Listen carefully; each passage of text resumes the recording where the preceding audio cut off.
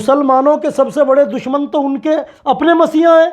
सपा, बसपा, कांग्रेस, जो इस तरह की पार्टियां हैं, इन लोगों ने शुरुआत की है।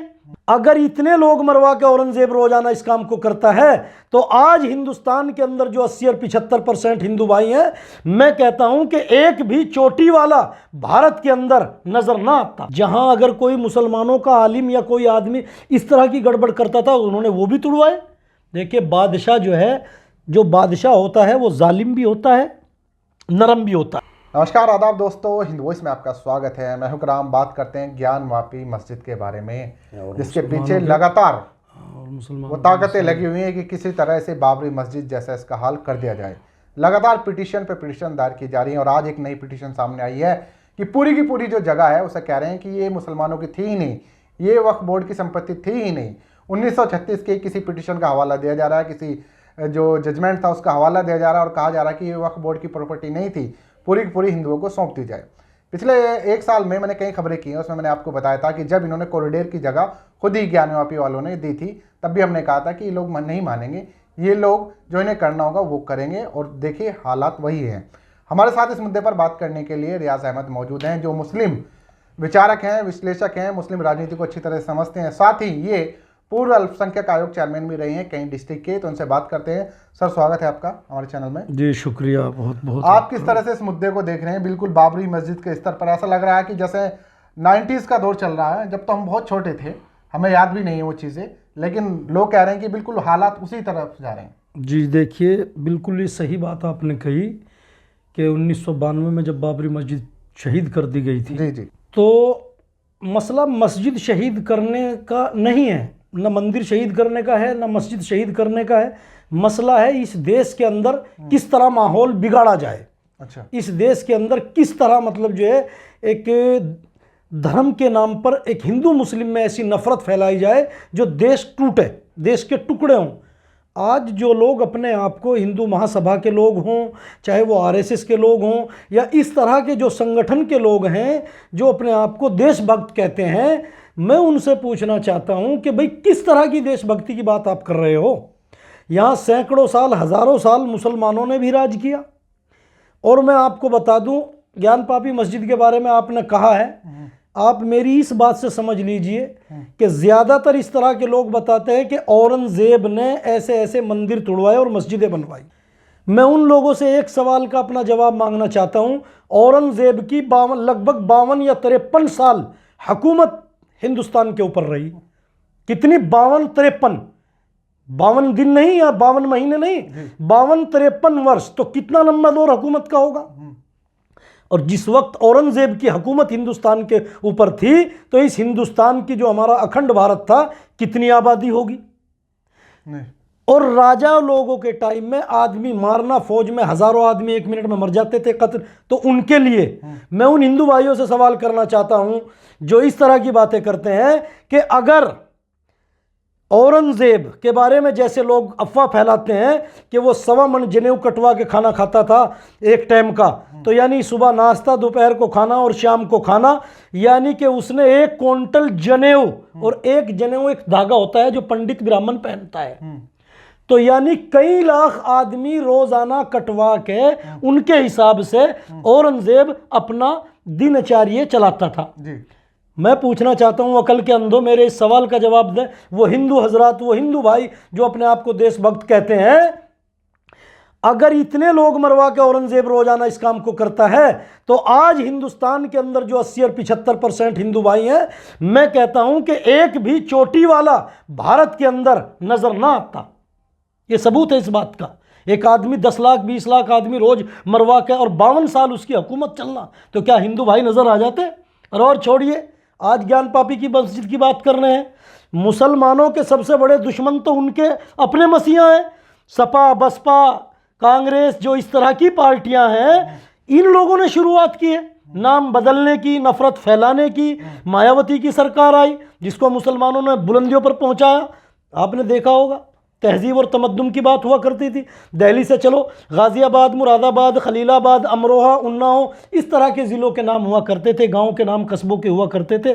लेकिन सरकार आई, कहीं ज्योतिबा नगर, कहीं फूले नगर, कहीं महामाया नगर, कहीं स्टैंडर्ड नगर, कहीं फलाना नगर, अरे ठीक है, कोई बात नहीं। क्या नाम बदलने से देश का विकास होता है? जी। आप ये बताइए, एक आदमी भूखा है और आप उसके सामने दूर रोटी रख दो, तब उसके पेट में रोटी नहीं गई तो क्या उसकी भूख मिट जाएगी? जी जी। तो नाम बदलने से कुछ नहीं होता। देश के विकास की बात करिए, देश की तरक्की की, और हम इन तमाम चीजों को हटाते हैं। मैं पूछना चाहता हूं, इन लोगों ने तो 2-2 साल और 5-5 साल में ये काम किया। अगर भारत के अंदर औरंगजेब जैसा 52 साल हुकूमत कर सकता है, तो मैं अपने हिंदू भाइयों को कहना चाहता हूं, और जिसका जी करे वो आके मेरे से बात करे, डिलीट कर सकता है, कि मेरे भाइयों, अगर भारत का मुसलमान राजा किसी के धर्म को खत्म करना चाहता, हरिद्वार, चित्रकूट, केदारनाथ, बद्रीनाथ, अयोध्या, बनारस, काशी, अगर वो नाम बदलने पर आता तो हमारे हिंदू भाइयों को इनके धार्मिक स्थलों के नाम इतिहास के पन्नों में भी नजर ना आते, बल्कि उन्होंने भाईचारा कायम किया। औरंगजेब के बारे में लाल किले के सामने मंदिर है, आप जाके देख लीजिए, उसकी मतलब जायदाद जहांगीर औरंगजेब ने दी। ये जो ज्ञान पापी मस्जिद का मामला है, मैंने सुना था एक जगह, कई लोग बैठे हुए थे, एक चर्चा चल रही थी कि कुछ लोग वहां पर दर्शन करने के लिए, वहां मंदिर था बाकायदा, और कहीं से एक पंडित फैमिली आई, उसके साथ पूरा परिवार था, उनके बीच में उनकी लड़कियां थी, बहुत ही बच्चे थे, खूबसूरत लड़की थी, अल्लाह ने उसको अच्छा बनाया होगा। तो जब वो दर्शन करने के लिए जा रहे थे तो उन लड़की को, यानी उनकी फैमिली को, औरतों को, लेडीज़ों को गायब कर दिया गया। वो नहीं मिली, लाश मिली उसकी जमुना पे या कहाँ। लोगों ने बताया कि यहाँ ये पंडित लोग जो पांडे हैं, जो इस तरह का काम करते हैं, ये ऐसा ही करते हैं, कोई इनकी कुछ नहीं कर सकता, ना बिगाड़ सकता। उस औरत ने औरंगजेब के पास अपना एलचिया जिस तरीके से जाके औरंगजेब से मिली, और औरंगजेब ने कहा कि ठीक है तू बहन, मैं इसका इंतजाम करूंगा। औरंगजेब दिल्ली से चलकर दूसरे भेष में, दूसरे मैले कपड़ों में, या मतलब अनजान व्यक्ति बनकर उसने जांच की तो ये बात सत्यता पाई। अब आप बताइए, औरंगजेब ने कहा कि जब भगवान के घर के अंदर इस तरह की खुराफात, इस तरह की हरकतें हो रही हैं, तो फिर यहाँ मंदिर रहना उचित नहीं। उसने तो मकबरे, उसने तो मुसलमानों के मजहबी मकामात बहुत तुड़वाए।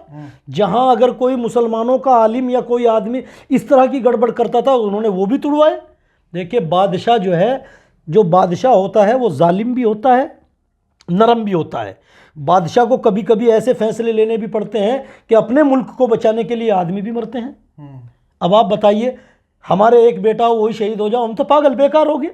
लेकिन बादशाह पे क्या फर्क पड़ा? उसने एक खेद व्यक्त किया कि भाई हमारे फौजी मरे, लेकिन ये उसकी जिम्मेदारी है, पूरे देश को चला रहा। अब समाजवादी पार्टी, इनके नेताओं ने ऐसी ऐसी बातें करके जो है इस मामले को हवा दे दी। बीजेपी के लिए से हमें क्या शिकायत है मेरे भाई?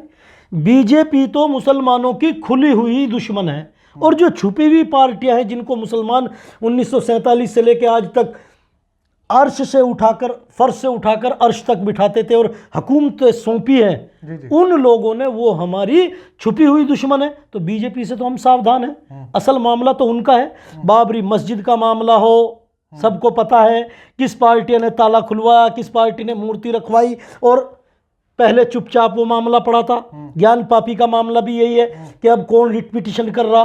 तो ये सिर्फ उनका मामला ये है कि मुसलमान इस देश का जो है, इन पर इतना जुल्म सितम करो, मुसलमान इस देश का भड़के सड़कों पर आए तो गोलियों से भून दिया जाए और बाकी को उठा के जेल भेज दिया जाए, जैसे दिल्ली में हुआ।